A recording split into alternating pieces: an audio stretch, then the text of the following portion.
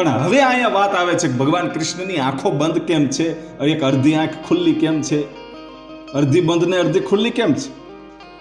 હવે એ વાત આવે છે કે બ્રાહ્મણોએ 3 દિવસ સુધી વાટ જોઈ, પણ ભૂખ્યા તરસ્યા રહેવાનું નહીં, કરવું શું?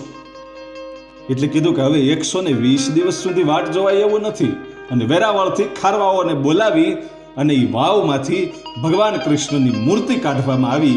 ભગવાન કૃષ્ણએ 120 દિવસ કીધા હતા, પણ આ 3 જ દિવસની અંદર આ મૂર્તિ જ્યારે બહાર કાઢવામાં આવી ત્યારે પરિપૂર્ણ મૂર્તિ ન હતી. એક આંખ બંધ હતી અને બીજી બરાબર અડધી જ હજી ખુલ્લી હતી, બીજી આંખ આખી તો ખુલવાની બાકી હતી. 120 દિવસે એ મૂર્તિ પરિપૂર્ણ થાય એમ હતી, પણ એ પરિપૂર્ણ થયા પહેલા એ મૂર્તિને બહાર કાઢવામાં આવી.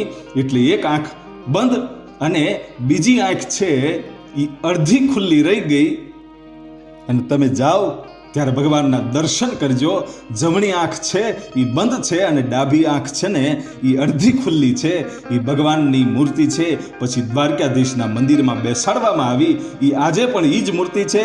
અને પહેલી મૂર્તિ જે મંદિર બનાવ્યા પછી જે મૂર્તિ હતી એ મૂર્તિ આજે ડાકોરમાં છે. અને આજે પણ ભગવાન દ્વારકાધીશના દર્શન, ડાકોરનો ઠાકોર કહેવાય અને દ્વારકામાં દ્વારકાધીશ કહેવાય. એ દ્વારકાધીશ માંગો 20 અને આપે 30, એ આપણો દ્વારકાધીશ. અને આવા બોડાણા ભગતને આપણે હજારો વંદન કરીએ કે ડાકોરમાં ભગવાનને સાક્ષાત આવવું તો પડ્યું, પણ બોડાણા ભગતનું ગાડું હાંકવું પડ્યું.